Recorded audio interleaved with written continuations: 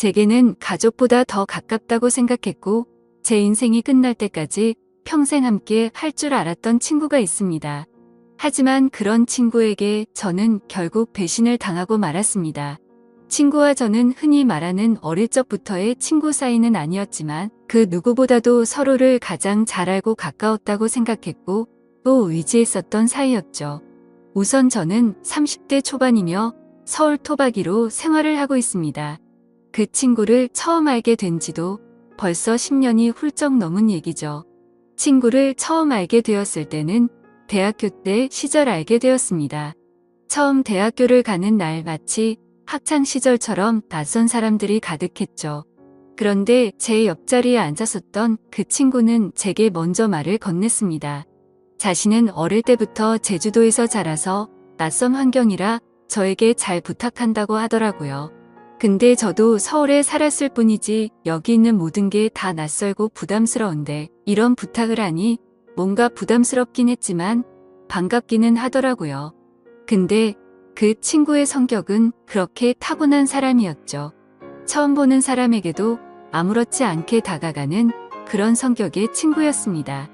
그때 당시에는 저도 너무 부담스러운 자리였기에 말을 걸어주니까 고마웠습니다. 제게는 낯선 환경에서 도움이 돼주었던 친구였죠. 그 친구와 저는 어떻게 보면 아무도 모르는 낯선 사람들 가운데 처음으로 친구가 된 셈이었습니다.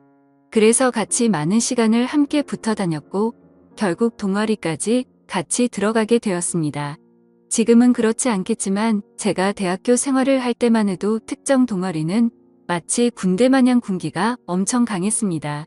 저는 동아리 활동은 취미라는 생각이 강했었고 언제든지 그만두면 그만이지라는 생각이 있었습니다.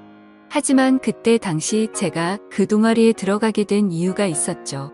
왜냐하면 지금의 제 아내가 그때 제가 짝사랑했었던 여자였습니다. 대학교에 오자마자 반했던 여자였죠.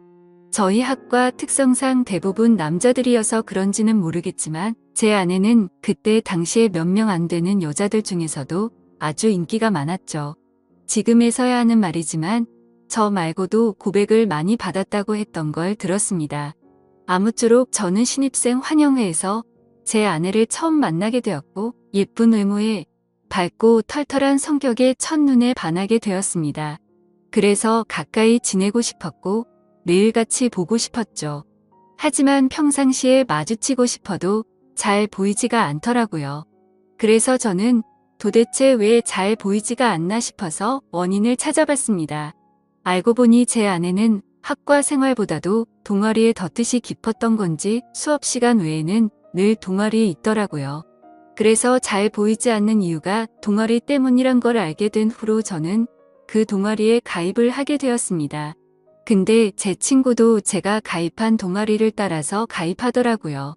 그때는 단순히 저를 따라서 가입한 걸로만 알고 있었습니다. 그것도 10년이 넘게 그런 생각을 갖고 있었던 거죠. 그때 당시에는 많은 게 즐거웠습니다. 성인이 되고 나서 술을 마시는 것도 새롭고 즐거웠고 동아리에 가서 스트레스를 받을지언정 제가 사랑하는 아내를 매일같이 볼 수 있었으니깐요. 그런데 그런 마음만 가지고 적성에 맞지 않는 동아리에서 오랜 시간을 보내기에는 많은 고통이 뒤따르더라고요. 제가 동아리에 별로 관심이 없는 걸 알아챘는지 바로 윗기수의 남자 선배 한 명이 어느 순간부터 저를 자꾸만 건들더라고요. 니까짓게 왜 여기 와서 물을 흐리냐. 이따위로 시간 때울 거면 꺼지라고 하더라고요. 저는 자존감이 너무 무너졌고 화가 나서 그만둬 버릴까라는 생각을 한 두 번 한 게 아니었습니다. 하지만 제가 좋아하던 아내가 동아리에 있었기에 차마 그럴 수가 없었죠. 그러다 저는 선배가 하는 말에 도저히 참지를 못했고 큰 각오를 하고 결정을 했습니다. 내가 나가는 일이 있더라도 고백은 하고 나가겠다라고 말이죠. 그래서 고백을 하려고 몇 날 며칠을 기다렸습니다. 그러다 때마침 고백을 할 수 있는 기회가 생겼죠. 저는 시험 기간이라 공부를 했고 밥을 먹고 잠깐 잠이나 잘까 해서 동아리 방에 들렸더니 제 아내가 혼자서 동아리에서 있었던 거죠.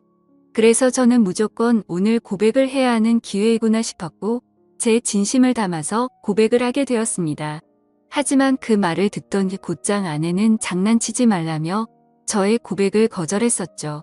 그래서 저는 장난으로 하는 말이 아니고 당신 때문에 관심도 없는 동아리에 가입까지 했다고 말했습니다.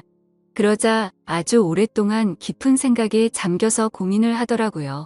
그러면서 자신은 고민할 게 있다면서 생각을 해보고 대답을 해준다고 했습니다. 그날로부터 일주일 정도를 기다렸습니다. 제 아내는 저의 고백을 받아주게 되었고 저희는 교제를 시작하게 되었죠. 그 이후 저는 동아리를 탈퇴하려고 했지만 여자친구가 여기에 있는데 다른 남자들이 찝쩍거릴 것 같아서 결국 끝까지 버텼었죠. 하루하루가 행복했었고 대학교를 오기 잘했다고 생각했습니다. 첫눈에 반했던 여자와 연애를 하게 되었고 평생을 함께할 만큼 마음의 단짝이라고 생각되는 절친한 친구가 생겼으니까요. 저와 아내는 자연스럽게 친구도 함께 자주 다니게 되었습니다.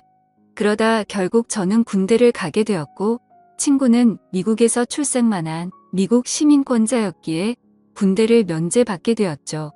저는 친구에게 말했습니다. 여친에게 다른 남자들이 절대로 찝쩍거리지 못하게 잘 부탁한다고요. 그러자 친구는 그런 걱정은 하지 말라며 건강히 잘 다녀오라고 했고 저는 그렇게 군대를 가게 되었습니다.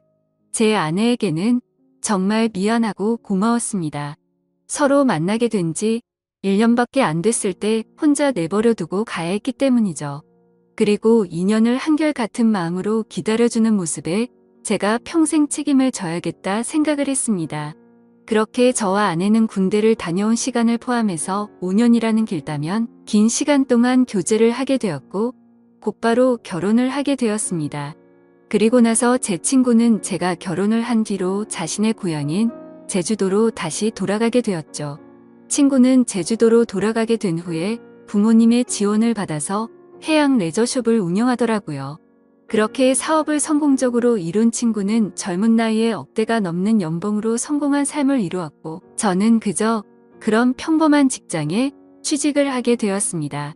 그렇게 친구는 1년에 한 번 정도씩 얼굴을 보게 되었죠.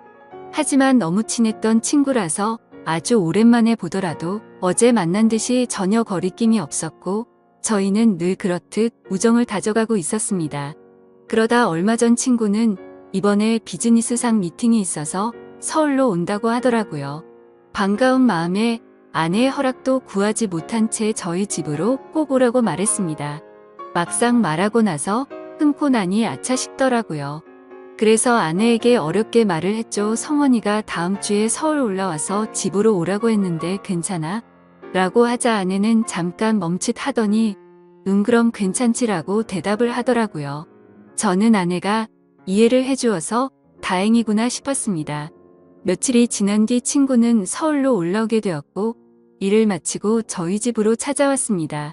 아내는 친구에게 간단히 인사를 하고는 술상을 차리러 갔고 친구와 저는 오랜만에 만나서 시간 가는 줄도 모르고 술자리를 가지게 되었죠. 그렇게 한창 술을 마시고 자고 일어났더니 친구는 여전히 잠을 자고 있었고 저는 늦잠을 자버리는 바람에 정신없이 출근을 했습니다. 그리고 나서 퇴근을 하고 집으로 들어갔더니 친구와 제 아내가 마주 앉아서 밥을 먹고 있더라고요. 저는 친구에게 내려간 줄 알았더니 아직 안 갔어? 라고 묻자 친구는 아직 일이 덜 끝나서 며칠만 더 있다가 간다고 하더라고요. 그러자 아내는 서울에 아는 사람도 없고 여기에 친구가 있는데 굳이 딴 데 가지 말고 저희 집에서 머물러도 된다고 말하더군요. 친구는 너무 민폐가 아니냐며 괜찮냐고 하는데 뭐라고 하겠습니까? 아내도 괜찮다고 하는데 친구가 되어 가지고 다른데 가서 자라고 할 수도 없었죠. 저도 네가 괜찮으면 여기에서 지내도 된다고 했고 친구는 곧바로 고맙다고 대답을 했습니다. 아내는 저도 앉아서 같이 밥 먹자며 밥을 차려주는데 뭔가 기분이 이상하더군요. 열심히 일하고 집에 들어왔더니 아무리 친구라지만 아내와 단둘이서 밥을 먹고 있다는 게 찜찜했습니다. 하지만 제가 너무 과하게 생각하는 거 아닌가 싶어 그냥 그러려니 할 수밖에 없었죠. 옷을 갈아입고 식탁에 앉으니 비싼 한우가 놓여져 있었고 온갖 음식이 푸짐히 차려져 있더라고요. 저는 아내에게 이게 뭐냐고 묻자 친구가 대답하더라고요. 제 아내가 먹고 싶어 해서 아까 같이 장 보다가 자기가 샀으니 부담 갖지 말아달라고 했습니다. 그래서 둘이 같이 장도 보러 갔다 왔냐고 묻자 친구는 술도 깨고 산책도 할 겸 같이 다녀왔다고 하더군요.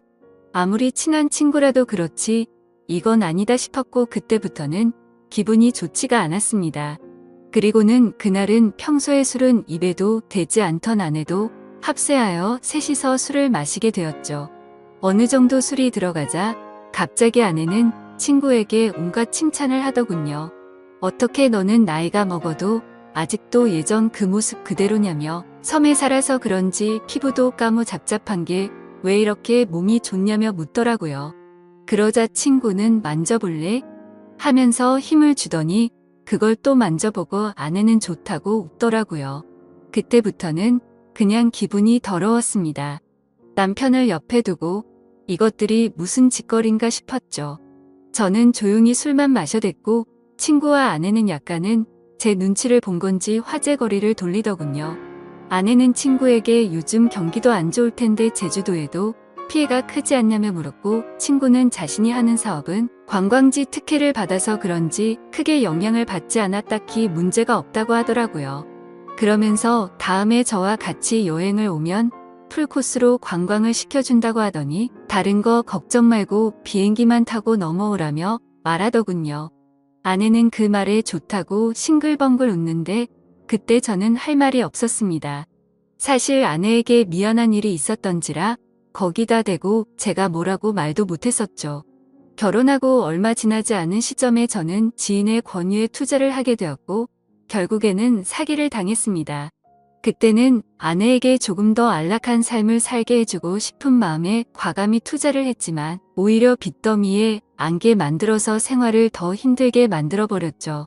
그래서 비싼 한우 같은 건 꿈도 꾸지 못했고 여행이라고는 신혼여행 이후로 단 한 번도 가지 않았으니 저는 도저히 할 말이 없었습니다. 기분도 좋지 않고 화를 내기도 애매한 마음에 그만 자리를 끝내고 싶었죠. 그래서 저는 제가 자리에서 일어나면 술자리가 끝날 줄 알고 말했습니다. 오늘은 피곤해서 먼저 일어날게라고 했더니 친구는 벌써 자려고 아쉬운데 조금 더 마시지 하더니 그럼 피곤할 텐데 먼저 들어가서 쉬어 우리는 조금만 더 마실게 라고 하더군요. 그러자 아내도 일어날 생각이 없는지 내일은 지각하지 말고 알람 꼭 맞춰놓고 자라고 하더라고요. 속으로 진짜 부글부글 끓었습니다. 자존심이 상해서 다시 앉기도 뭐했고 그냥 샤워를 해버리고는 자러 먼저 들어갔습니다. 그런데 그 기분으로 잠이 올 리가 없죠. 자정이 다 되어갈 때까지 그 둘은 하호 웃으며 떠드는데 친구고 뭐고 엎어버릴까 싶었지만 너무 쪼잔해지는 것 같아서 그냥 참고 있었습니다. 그렇게 잠에 못 들고 누워있는데 갑자기 작게 들리던 소리조차 들리지 않더라고요. 그러더니 1분 정도가 지나자 의자 빼는 소리가 들렸고 설거지를 하는 소리가 들렸습니다. 그래서 저는 물을 마시는 척하면서 거실로 나가봤더니 아내는 설거지를 하고 있었고 친구는 보이지가 않았습니다. 친구는 어디 갔냐고 물었더니 담배 피러 나갔다고 하더니 저보고 아직 안 잤냐고 묻더라고요. 저는 목이 말라서 잠이 깼다며 물을 마시고 방으로 들어갔고 아내는 설거지를 끝마치고는 방으로 들어오더군요. 그날 밤 저는 자는 둥 마는 둥 너무 짜증이 나서 잠을 뒤척였고 다음날 굳이 자고 있는 친구를 깨워서 집 밖으로 데리고 나왔죠. 친구에게는 거짓말이라도 해서 내보내야 되겠다 싶어서 말했습니다. 진짜 미안한데 아무래도 아내가 조금 불편해하는 것 같다고 했더니 친구는 아 그랬구나. 내가 너무 눈치가 없었지라며 미안하다고 하더군요. 그러더니 어차피 오늘 저녁에 내려가려고 했다면서 미팅 다녀와서 저녁에 들어올 것 같은데 그때 짐 챙겨서 나간다고 하더라고요. 저는 그래서 오늘 나도 외부 미팅이 있어서 저녁에 얼굴은 못 볼 것 같다고 했습니다. 항상 미팅 끝나고 술자리를 하는 자리라 늦을 것 같은데 조심히 내려가라고 미리 작별 인사를 했습니다. 그렇게 인사를 마치고 친구는 미팅이 있다면서 택시를 타고 갔고 저도 회사로 출근을 했습니다. 그런데 괜히 쓸데없이 늦게 들어간다고 말한 것 같아서 계속해서 찜찜하더라고요. 오늘 외부 미팅을 갔다가 술자리를 가지면 절대로 빠질 수가 없는 자리였기 때문이죠. 그러면서 어제 아내와 친구가 나눴던 대화도 다시 떠올랐고 참아해선 안 될 상상까지 들더라고요. 그런 말도 안 되는 상상을 하다 보니 제 정신이 아니었던 건지 집에다가 카메라라도 설치해야겠다 싶었습니다. 이미 온갖 더러운 생각을 가진 저는 밥 생각도 없었고 점심시간을 이용해서 초소형 카메라를 사서 집으로 갔습니다. 아내는 항상 그 시간에는 운동을 가는 시간이라 집은 역시나 비워져 있더라고요. 저는 얼른 안방에 카메라를 설치했고 다시 회사로 돌아갔습니다. 그렇게 저녁이 되었고 친구와 아내에게 연락을 했습니다. 친구는 지금 미팅이 일찍 끝나서 비행기를 타러 간다며 다음에 보자고 대답을 했고 아내는 친구 배웅해주고 집에서 쉬고 있다고 대답을 하더라고요. 그래서 저는 내가 너무 제정신이 아니었구나 생각을 하면서 괜히 쓸데없는 돈 썼네 싶었습니다. 그렇게 저는 외부 미팅을 갖고 술자리를 마친 뒤에 집으로 들어갔습니다. 항상 그 자리는 만취 상태가 될 때까지 마시는 자리였기에 그날도 저는 만취 상태가 되어 있었죠. 집으로 들어가 보니 친구는 없었고 그 정신없는 와중에도 뭔가 찜찜한 기분이 풀린 것 같고 좋더라고요. 그렇게 저는 침대에 눕자마자 곧바로 잠이 들었고 아침에 일어나자마자 또 정신없이 출근을 했습니다. 그렇게 하루 종일 일을 하고 있다가 아차 싶더군요. 어제 설치한 카메라를 회수 못한 게 생각이 났던 거죠. 혹시라도 아내가 알아차리면 엄청나게 큰 싸움으로 번질 것 같아서 퇴근하자마자 빨리 치워야겠다라고 생각을 했습니다. 그래서 저는 퇴근하자마자 곧장 집으로 들어갔더니 아내가 집에 없더군요. 아내에게 전화를 했지만 받지를 않았고 어디 갔냐고 카톡을 보냈지만 답장이 없더라고요. 그래서 일단 아내가 들어오기 전에 카메라를 치워야겠다 싶어서 뺐습니다. 근데 아내는 2시간이 넘도록 전화도 오지 않고 카톡 답장도 오지가 않았습니다. 슬슬 짜증이 나기 시작했고 진짜 아내가 바람이라도 났나 싶었죠. 그래서 저는 갑자기 카메라 생각이 번뜩 났고 저장된 영상을 돌려봤습니다. 근데 정말 너무 충격적인 장면들이 그대로 녹화되어 있더군요. 제가 카메라를 설치하고 집 밖으로 나간 지 2시간 정도가 지나자 남자 여자 목소리가 들려오더니 제 아내와 친구는 방으로 키스를 하면서 들어왔습니다. 정말 그 모습을 보는 순간 바로 욕이 튀어나왔고 소리를 질러댔습니다. 그 둘은 자연스럽다는 듯이 제 침대에 누워서 스킨십을 하는데 너무 역겨워서 도저히 보질 못하겠더군요. 그래서 빨리 감기로 넘겨버렸고 오늘 날짜로 찍힌 영상을 봤더니 제주도로 내려갔다던 친구놈이 또 아내와 제 방으로 들어오는 겁니다. 너무 큰 충격을 받아서 할 말이 없고 생전 처음으로 눈물이라는 걸 흘렸습니다. 슬퍼서 우는 게 아니라 분노가 극도로 치밀어 오르다 보니 눈물이 난다란 걸 깨달았죠. 그러면서 제가 퇴근하기 1시간 전쯤 남편이 들어올 수도 있을 것 같다면서 계속 같이 붙어 있고 싶은데 아쉽다고 하더니 나가서 같이 있자고 하더니 화면에서 사라졌습니다. 제가 그 영상을 보는 중에도 제 아내는 친구놈과 밖에 나가서 같이 붙어 있었던 거였죠. 저는 그래서 바로 친구놈에게 전화를 했습니다. 역시나 전화를 받지 않더군요. 근데 아내와 달리 몇 통을 걸었더니 전화를 받더라고요. 저는 침착하고 물었습니다. 제주도에 조심히 잘 내려갔냐고 물었죠. 그러자 친구는 잘 내려왔지 그게 그렇게 궁금해서 전화를 이렇게 몇 통씩이냐고 했냐고 묻더군요. 그 말을 듣고 있는데 아내에게서 카톡이 바로 오더군요.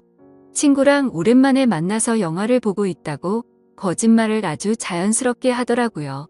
카톡을 보자마자 더 이상 저는 분노를 참을 수가 없었고 곧바로 욕을 했고 소리를 질렀습니다. 네가 내 친구라는 놈이 어떻게 내 아내랑 바람을 필 수 있냐고 했죠. 그놈은 당황하면서 무슨 소리냐며 무슨 근거로 그런 말도 안 되는 소리를 하냐고 하더라고요. 저는 그래서 내가 전에 집에 도둑 들 것 같아서 카메라 설치해놨는데 이건 몰랐냐고 욕을 하니까 갑자기 아무 말이 없더니 전화를 끊더군요. 아내도 곧바로 카톡이 더 이상 오지 않았고 2명 다 전화며 카톡이며 제 연락을 무시하고 받지를 않고 폰을 꺼버렸습니다. 이게 바로 며칠 전에 벌어진 말도 안 되는 상황입니다. 어떻게 이런 일이 벌어질 수가 있는지 너무 충격적이어서 말도 제대로 나오지를 않습니다. 이미 장인 장모님께 연락해서 있는 사실 그대로를 말한 상태이고요. 더 웃긴 건 친구놈은 죄다 거짓말 투성인 정신나간 놈이었습니다. 친구놈이 운영하고 있다는 해양 레저숍의 연락처를 알아내서 전화를 해보니 전화가 되지 않더라고요. 그래서 저는 로드뷰를 이용해서 그 위치를 찾아냈고 근처에 있는 가게에 연락을 해서 물어봤습니다. 정말 죄송한데 제가 급한 일이 있어서 그런데 그쪽 옆에 있는 해양 레저숍 혹시 문을 열었냐고 했더니 이미 폐업한 지 몇 달이 됐다고 하더라고요. 그리고 너무 답답한 마음에 대학 시절 같이 알던 친구에게 연락을 했더니 결국 설마 했는데 그 둘이 사고를 칠 것 같더니 일을 냈구나 라고 말하더군요. 무슨 말이냐고 물어보니 제가 군대에 갔을 때도 이 둘은 매일같이 붙어 다녔다고 하더라고요. 그래서 주변에서 이상하게 보긴 했지만 딱히 스킨십을 하고 이랬던 건 아니었고 제가 있을 때도 셋이서 자주 다녔기에 그냥 친구 사이로 같이 다니는구나 했답니다. 도대체 어떻게 사람이 이런 거짓말을 아무렇지 않게 할 수가 있을까요? 아내는 그 친구놈의 재력이 부러워서 정신이 나갔던 건지 아니면 대학 시절부터 그놈에게 마음이 있었던 건지 알 수가 없고 이제는 알고 싶지도 않네요. 아무튼 이것들을 용서할 생각은 절대로 없고 연락이 되는 대로 곧바로 모든 사실을 알려주고는 이혼을 하려고 합니다. 혹시라도 더 큰 복수를 할 수 있는 방법은 없을까요? 정말 손이 덜덜 떨리고 너무 열이 받아서 속 시원하게 복수를 하고 싶은 심정입니다. 너무 흥분해서 쓴 글이라 엉망진창인데 읽어주셔서 감사합니다.